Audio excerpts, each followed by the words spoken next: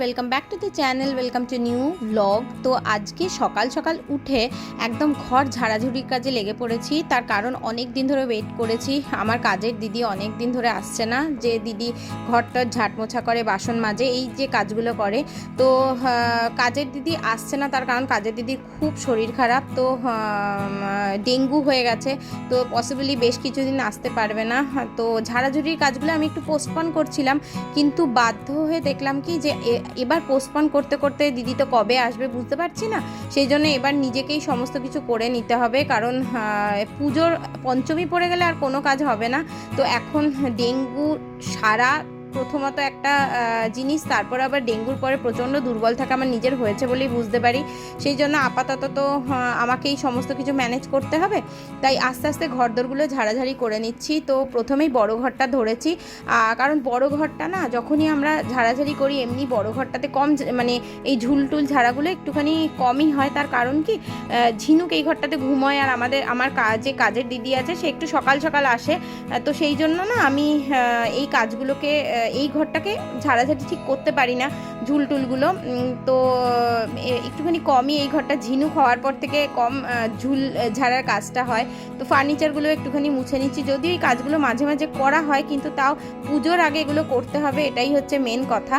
আর মাথায়, তার জন্য আমার যেহেতু ডাস্ট অ্যালার্জি আছে, মাথায় নাকে সব জায়গায় একটা গামছা জড়িয়ে নিয়েছি। তো এবার ঝাড়াঝাড়ি হওয়ার পরে আমি বিছানার চাদরটাও চেঞ্জ করে দিলাম। তো আজকে না চতুর্থী, তো চতুর্থী দুদিন পড়েছে আশা করি, তো সেটাই আমি যতদূর জানি। তো আজকে চতুর্থী না তৃতীয়া বুঝতে পারছি না, হিসেব মতো তৃতীয়া হওয়ার কথা, কিন্তু চতুর্থীও কী যে হচ্ছে বুঝতে পারছি না। যার জন্য এবারে আমি বুঝতেই পারছি না চতুর্থী না তৃতীয়া না পঞ্চমী, সব উল্টোপাল্টা হয়ে গেছে। তো চাদরটা পেতেই দিলাম, জানি এখনও দুদিন দেরি আছে, 2-3 দিন, কিন্তু এরপরে আর সময় সুযোগ পাবো কি না, সেই জন্য পুজোর জন্য যে চাদরটা কিনেছিলাম সেটা পেতে দিলাম। আর বিছানার চাদরটা চেঞ্জ করে, বালিশের ওয়ারগুলো আমার চেঞ্জ করার কথা ছিল, কিন্তু একসঙ্গে সব কাজ ঝিনুক করতে দেবে না। তো পাশ বালিশের ওয়ারগুলো আমি পরে পরাবো, আর মাথার বালিশের ওয়ারগুলো চেঞ্জ করে দিচ্ছি।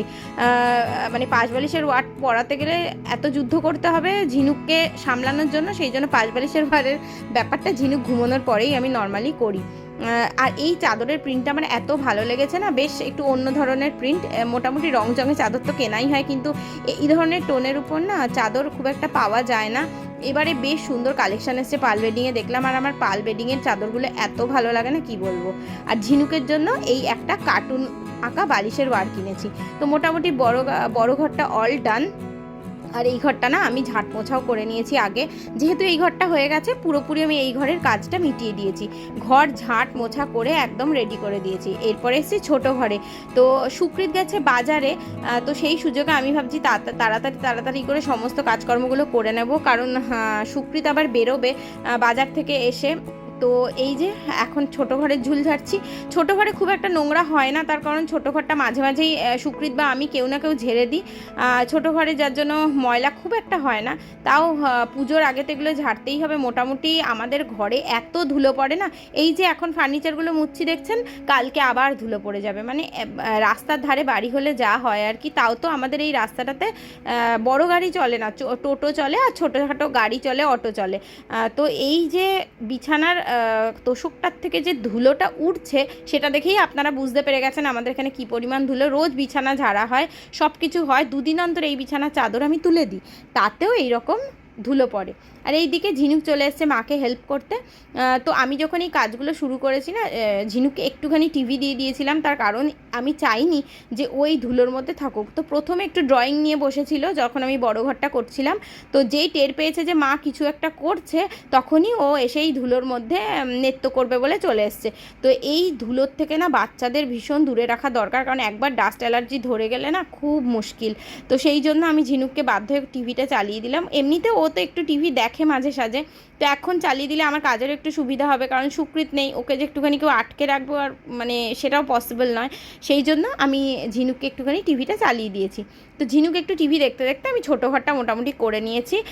ছোটো ঘরটা করে নিতে পারলেই না অল ডান হয়ে যায়। ছোটো ঘরেরও বিছানা চাদর টাদরগুলো সব একদম চাকাচাক করে দিলাম। সুকৃত এখন রেডি হয়ে গেছে, ও যাচ্ছে অফিস, তার জন্য আজকে আমার ভীষণ কাজের চাপ পড়ে গেছে, ওরও চাপ পড়ে গেছে ভীষণ। এখন যাবে মেয়ের পিটিএমে, ওখান থেকে অফিস যাবে।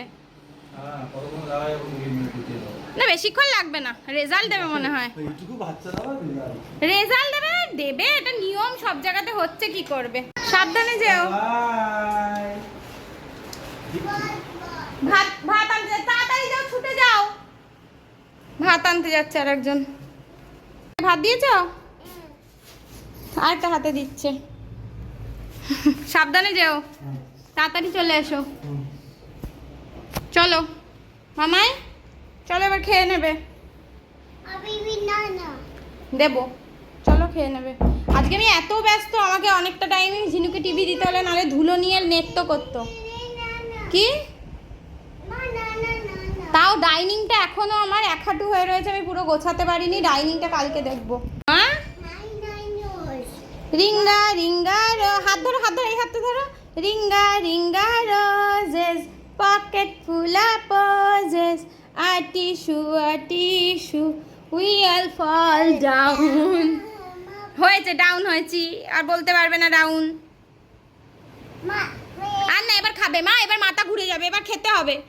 না খেয়ে অতক্ষণ উঠবো বাবালে। ও বাবা, কি করে উঠবো রে? হাত ধরে আমাকে তুলবে নাকি এইটুকুনি গেড়ি? এই গাড়ি তুই আমার তুলতে পারিস পুটুনি? চলো।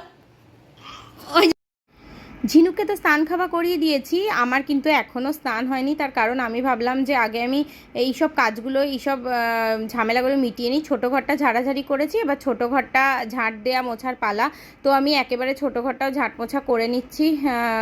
এইসব কাজ করতে করতে অনেকটা টাইম কেটে যায়, যার জন্য মানে চান আগে করে নিলে না, তখন এই নোংরা ঘাঁটতে আর ইচ্ছে করবে না। ওর জন্য সমস্ত কিছু করেই চান করব। আমার তো খেতেও আজকে অনেকটা দেরি হয়ে যাবে। আর আমি যেখানে, আমার ঝিনুকও সেখানে। ও যদি টের পায় যে মা কিছু কাজ করছে, ও কিন্তু 1 সেকেন্ডের জন্য আমার পিছু ছাড়বে না, আমার ঠিক সাথে সাথে থাকবে। ঘুম পাড়াবার ঝিনুক কি দুষ্টুমি করে যাচ্ছে। চল মা, চলো ঘরে চলো, ঘুমটা পাড়িয়ে দিই। আমার কিচ্ছু হয়নি এখনো খাওয়া দাওয়া, মেয়েটাকে ঘুম পাড়িয়ে চান খাওয়া সব করব। জানলাকে বন্ধ করবে মা? কোন বুড়িটা বন্ধ করবে জানলা? মামা, পর্দা টেনে দাও, দাও, এটা ওর ডিউটি। পড়ে যেও না পর্দা টানতে গিয়ে।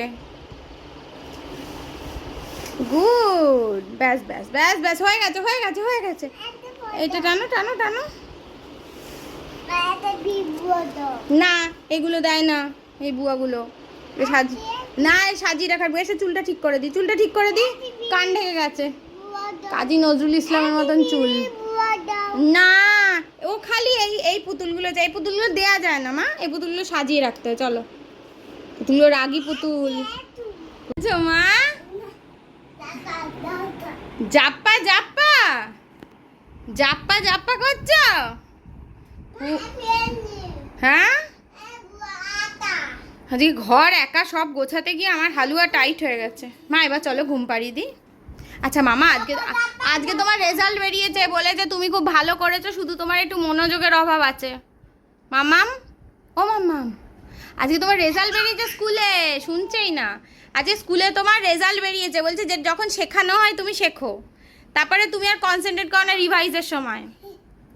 ও আমার কথাও পাত্তা দিচ্ছে না। তুমি গুড পেয়েছো, ভেরি গুড পেয়েছো, বুঝেছো? গুড পেয়েছো, ভেরি গুড পেয়েছো।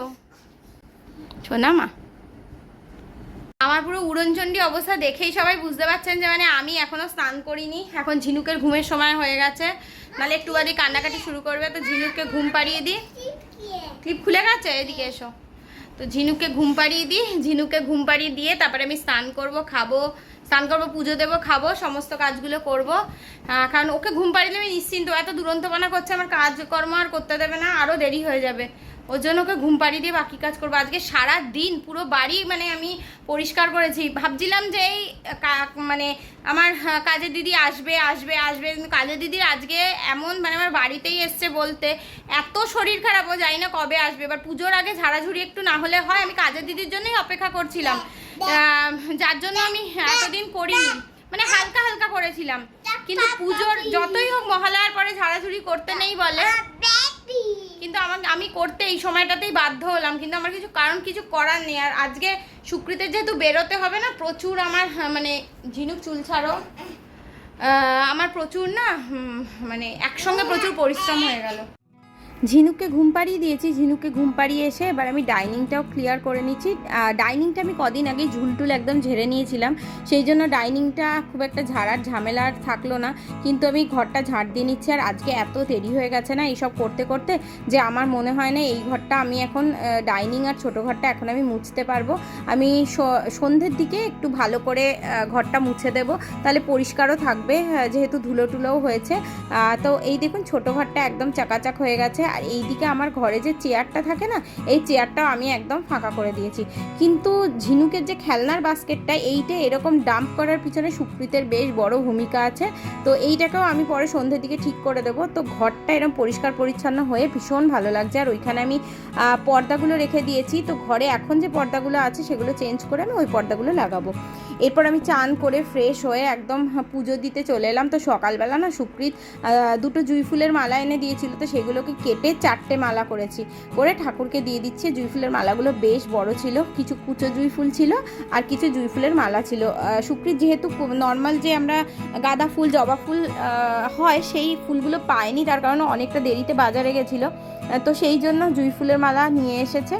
তো ঠাকুরকে পুজো দিয়ে স্নান টান করে বেশ মনটা না ভালো লাগে, মানে পুজো দেওয়ার সময় একটু নিশ্চিন্তে পুজো দিতে পারলে কার না ভালো লাগে। ঝিনুক আমাকে যদিও খুব একটা নিশ্চিন্তে পুজো দিতে দেয় না, কারণ ও মা যা করবে ওকেও সেটা নকল করবে। সন্ধে হয়ে গেছে আর সুকৃত বাড়ি চলে এসছে, কিন্তু বাড়ি এসেই ও মিটিংয়ে বসে গেছে, ওর প্রচণ্ড ইম্পর্টেন্ট মিটিং আছে। তো এখন আমি চা বসিয়েছি, চাটা একটু ছেঁকে নিই।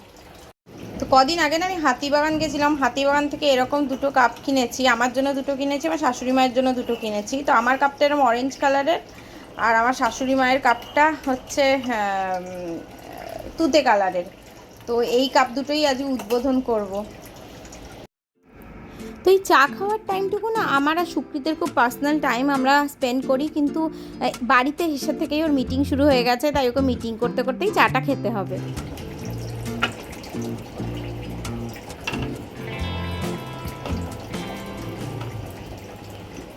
আমি যখনই আসবো কিছু করবো, এই যে এসে উঁকি মারবে, এই যে উঁকি মারবে। কি হলো, এটা কি? না কুয়ে নাও না, এখন কুয়ে নেওয়া যাবে না মা। এটা কি মা? এটা কি মা? এটা কি?